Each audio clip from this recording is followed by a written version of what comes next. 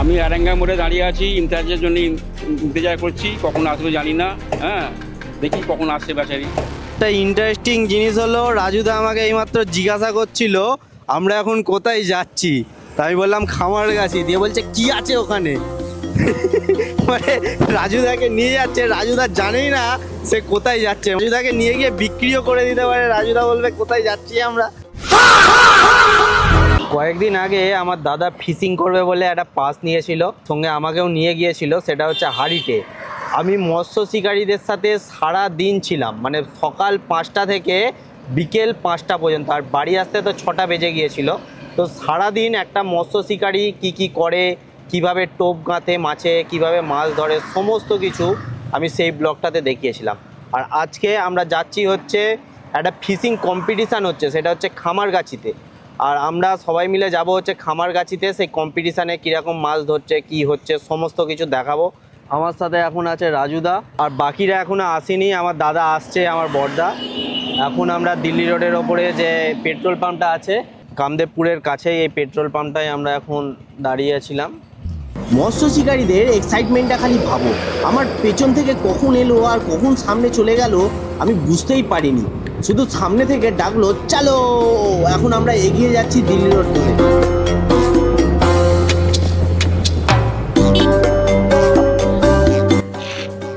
আমরা এখন red signal পেয়ে আটকে গেছি, আর ওরা কোথায় চলে গেছে তার কোনো পাত্তাই নেই।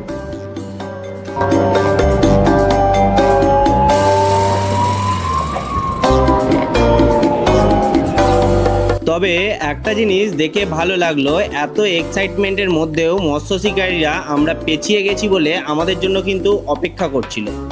ডান দিকের রাস্তাটা মগরা এবং বর্ধমানের দিকে চলে গেছে, আমরা এখন কল্যাণীর দিকে এগিয়ে যাচ্ছি।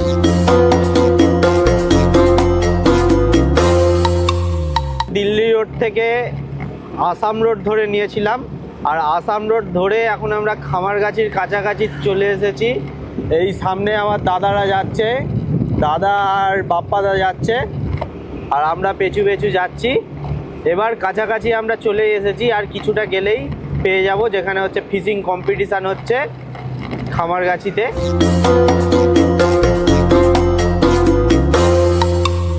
রাজুদা দূর থেকেই বুঝতে পেরে গেছে আমরা একটা ফিশিং এরিয়ার মধ্যে চলে এসেছি। আর তোমরা এই যে আমাদের পাশে দেখতে পাচ্ছ ফিশিং এরিয়া, কেমনভাবে ফিশিং হচ্ছে। তবে আমরা আজকে মাছ ধরতে আসিনি, মাছ ধরা শুধু দেখতে এসেছি। তো ফাইনালি আমরা এখন পৌঁছে গেছি খামারগাছি। এসেই দেখি চারিপাশে প্রচুর গাড়ি, গাড়িতে প্রায় ভর্তি। তোমরা তো দেখতে পাচ্ছ বাইক 4 চাকায় ভর্তি, প্রায় 28টা সিট আছে। পুকুরের এপাশ ওপাশ মিলিয়ে 28টা সিট আছে। আর আমি এখন সামনের দিকে এগিয়ে যাচ্ছি, গিয়ে দেখাবো কে কীরকম মাছ পেয়েছে। আর যদি কারো কাঁটায় মাছ আটকে যায় তাহলে সেই মাছ তোলাটাও তোমাদের দেখাবো। মাছটা কিরমভাবে খেল করে মাছটাকে তুলছে সেই জিনিসটা আমি তোমাদের দেখাবো। মানে মাছ ধরা থেকে মাছ তোলা পর্যন্ত পুরো ব্যাপারটাই থাকবে আজকের এই ভিডিওতে। মুখের কথা মুখে রয়ে গেল, আর ছিপের কাঁটায় মাছ গেঁথে গেল। এখন মৎস্য শিকারীরা কিভাবে জল থেকে মাছটাকে তুলছে খালি দেখো। এই উঠে গেছে, জালের মধ্যে মাছটাকে ধরে নিল কেমন ভাবে, দেখেছো? মানে ছিপের কাঁটায় আটকে ছিল, সেখানে দূর থেকে মাছটাকে খেল করে করে এই কাছে এনে এখন এই ল্যান্ডিং দিয়ে মাছটাকে তুলে নিল। তো আমার একটু লেট হয়ে গেল, না হলে মাছ খেল করাটাও আমি তোমাদের দেখাতে পারতাম।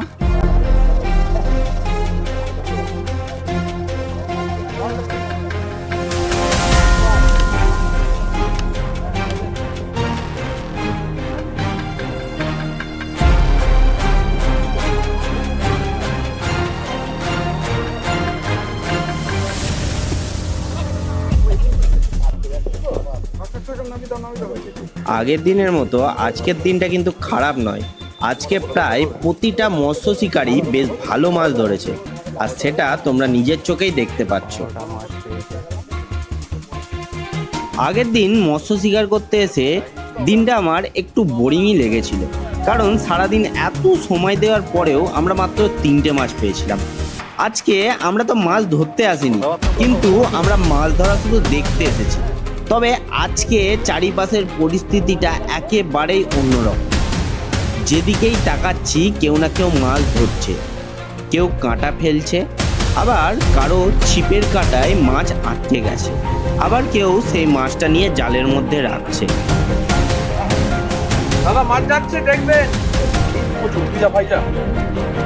এখন দাদার কাঁটায় আটকে গেছে বেশ বড় একটা মাছ। আগের মাছটা খেল করা তোমাদের ঠিক করে দেখাতে পারিনি কারণ একটু দেরি হয়ে গেছে, কিন্তু এই মাছটার খেল করা একদম মিস করার মতো না। মাছটা এখন পুকুরের পুরো মাঝখানে, আর ধীরে ধীরে দাদা মাছটাকে পাড়ের দিকে টেনে আনার চেষ্টা করছে, কিন্তু মাছটা মাঝখান থেকে অন্যদিকে চলে যাচ্ছে।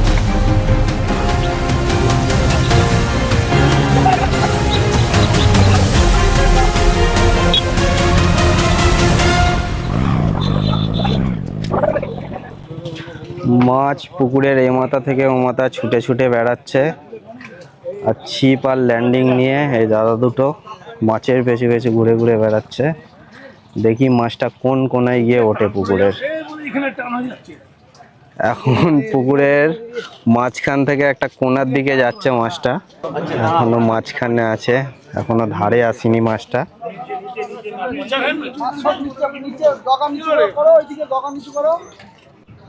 দেখো কিরাম একটা ক্রিটিক্যাল কন্ডিশনে আটকে গেছে, মানে ওরা দুটো ছিপ ফেলে রেখেছিল আর এর মাছটা ঠিক ওদের ছিপের নিচে দিয়ে বেরিয়ে চলে গেছে। মানে সুতোগুলো 3টে সুতো এরমভাবে মানে জড়িয়ে যাওয়ার মতো অবস্থা। এখন মানে এই ক্রিটিক্যাল পরিস্থিতির মধ্যে যা হোক করে মানে সুতোটাকে ছাড়িয়ে এই ছিপ দুটো পার করে ওপারে চলে যাওয়ার চেষ্টা করছে। দেখা যাক কি হয় শেষ পর্যন্ত। কি হ্যাঁ দেখো দেখো কিভাবে ছিপের নিচে দিয়ে চলে যাচ্ছে।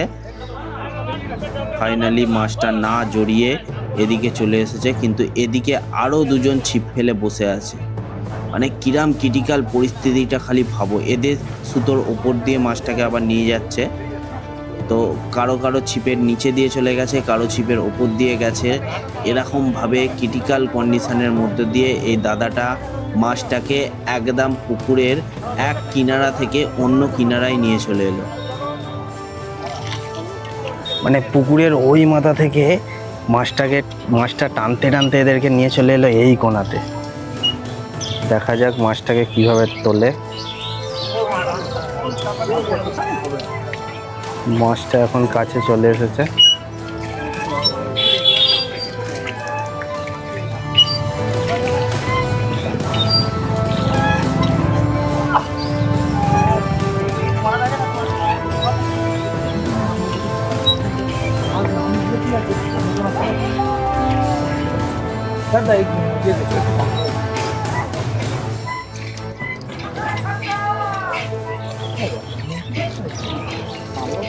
তোমরা দেখতে পেলে এতক্ষণ ধরে চেষ্টা করে করে মাছটাকে কিভাবে শেষ পর্যন্ত হাতে নিয়ে এলো। যে এই জায়গাতে মাছটা ধরেছিল আর আমি দেখিয়ে আনলাম, মাছটা এদেরকে টানতে টানতে নিয়ে চলে গেল হচ্ছে পুকুরের ওই পাড়ে। ওই যে ওই কোনটায় আমি গিয়েছিলাম, ওখানে মাছটা তুললো, তোমাদেরকে দেখালাম। সেটা মাছটা খেয়েছিল হচ্ছে এইখানে, মাছটা পুকুরের মাঝখানে ছিল, মাঝখান থেকে টানতে টানতে চলে গেল হচ্ছে ওই কোণে। দাদাদের সিট নাম্বার হচ্ছে 11 নম্বর সিট। তো এখানে দেখা যাক, আবার মাছ খাবে একটু পরে, এখন হচ্ছে অপেক্ষা। এটা হচ্ছে খামারগাছি, একদিকে হুগলি নদী আর অন্যদিকে রেল লাইন, মাঝখানে এই ছোট্ট ঘরগুলো, চারপাশটা আবার পুরোটা সবুজে ভরা। সব মিলিয়ে জায়গাটার ভিউটা কিন্তু সত্যিই অসাধারণ, তোমরা সেটা নিজের চোখেই দেখতে পাচ্ছ। আর এই জায়গাটার আরও একটা বিশেষত্ব আছে, সেটা হচ্ছে এখানকার নার্সারি। এই পুরো এলাকাটা মূলত নার্সারি এরিয়া হিসেবে পরিচিত।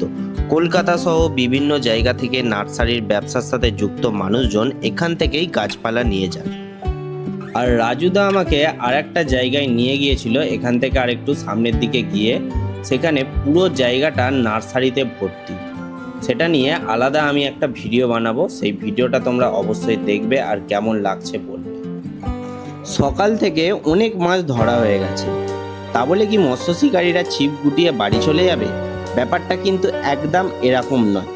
সময় যতক্ষণ থাকবে একদম শেষ মুহূর্ত পর্যন্ত মৎস্য শিকারীরা ছিপ হাতে নিয়েই বসে থাকে।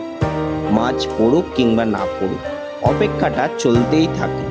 আর এই অপেক্ষা করতে করতে কখন যে পুরো দিনটা কেটে যায় সেটা হয়তো তারা নিজেরাও বুঝতে পারে না। কারণ মৎস্য শিকারের আসল আনন্দটা এই অপেক্ষার মধ্যেই লুকিয়ে থাকে। দেখতে দেখতে আবার একটা বড় মাছ পেয়ে গেল। এই যে এতক্ষণ অপেক্ষা, ধৈর্য ধরে ছিপ হাতে নিয়ে বসে থাকা, এই অপেক্ষা যদি না করতো তাহলে কি এই মাছটা পাওয়া সম্ভব হতো? আসলে মৎস্য শিকারের ধৈর্যের কোনো বিকল্প নেই।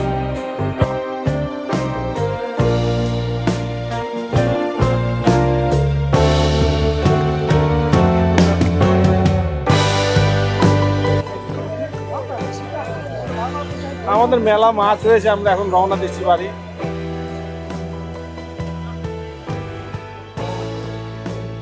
দেখতে দেখতে এখন সময় প্রায় শেষ, তাই সমস্ত মৎস্য শিকারী এখন তাদের ছিপকে গুটিয়ে নিচ্ছে এবং সকাল থেকে যত মাছ ধরেছে, যেগুলো জালেতে বেঁধে জলেতে ডুবিয়ে রাখে, সেগুলো এখন তুলে ফেলে যে যার নিয়ে চলে যাচ্ছে।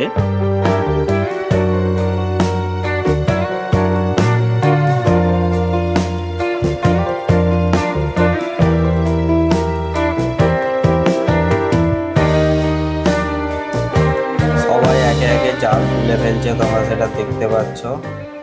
মৎস্য শিকারীরা নিজেদের ছিপ, হুইল সমস্ত কিছু জলে ধুয়ে দিচ্ছে। আর এই কাদার মধ্যে কিভাবে যাচ্ছে তোমরা খালি দেখো। এই কাদার মধ্যে যেখানে আমরা স্লিপ খেয়ে যাচ্ছি সেখানে এরা ঘাড়ে করে মাছ নিয়ে চলে যাচ্ছে। আর এই জালটা প্রায় তুলে ফেলেছে, একটু জলটা ঝরিয়ে নিচ্ছে।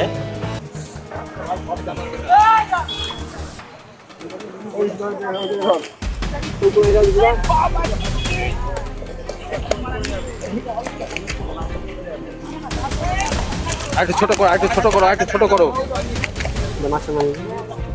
ছোট করো। রাস্তায় যাও, রাস্তায় করে ভালো।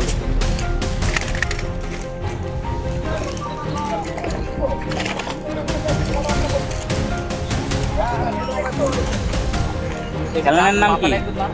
মঈন মণ্ডল। মঈন মণ্ডলকে একটু সাবস্ক্রাইব করে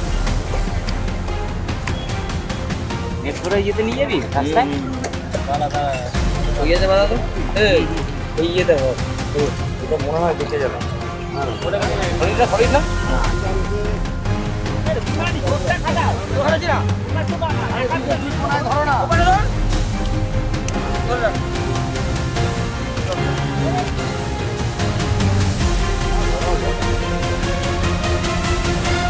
মাছ ধরার থেকেও একটা বেশি চিন্তা হচ্ছে মাছকে তুলে এই কাদার মধ্যে দিয়ে নিয়ে যাওয়া।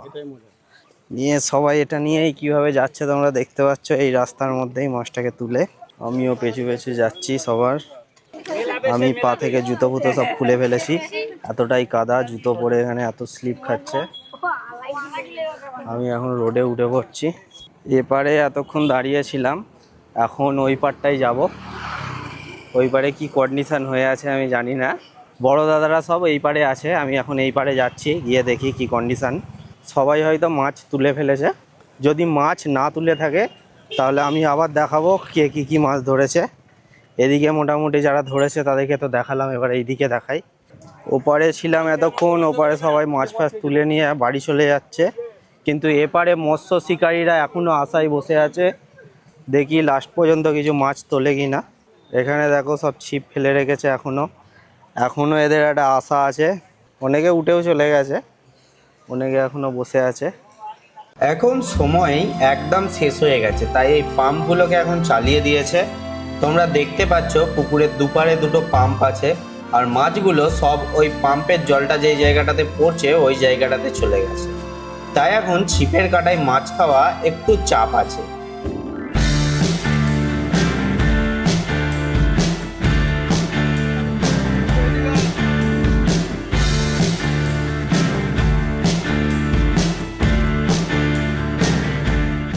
আগের দিন তো বেশি মাছ ধরা আমি দেখাতে পারিনি, কিন্তু আজকে দেখাচ্ছি। আগের দিন একটু অবস্থাটা খারাপ ছিল, সেই জন্য বেশি মাছ দেখতে পাওয়া যায়নি। সবাই কম কম মাছ ধরেছিল, কিন্তু আজকে মাছ ধরেছে দেখো, খালি এত মাছ ধরেছে সবাই, এত মাছ ধরেছে।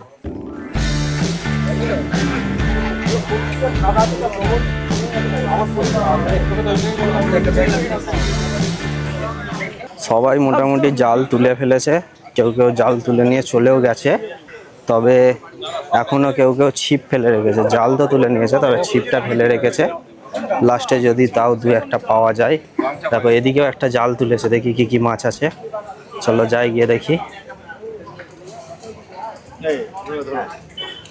এই দেখো কত মাছ। আজকে ছোট শিকারি সব ছোট ছোট মাছ ধরেছে।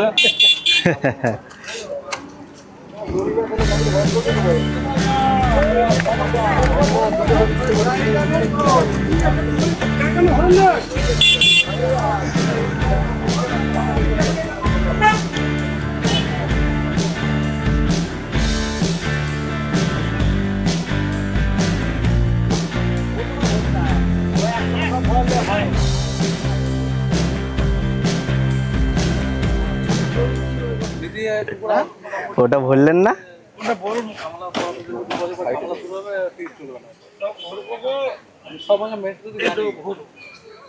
লাস্টে ওটা আজকের দিনের লোক নয় তো আমি খারাপ কথা বললাম।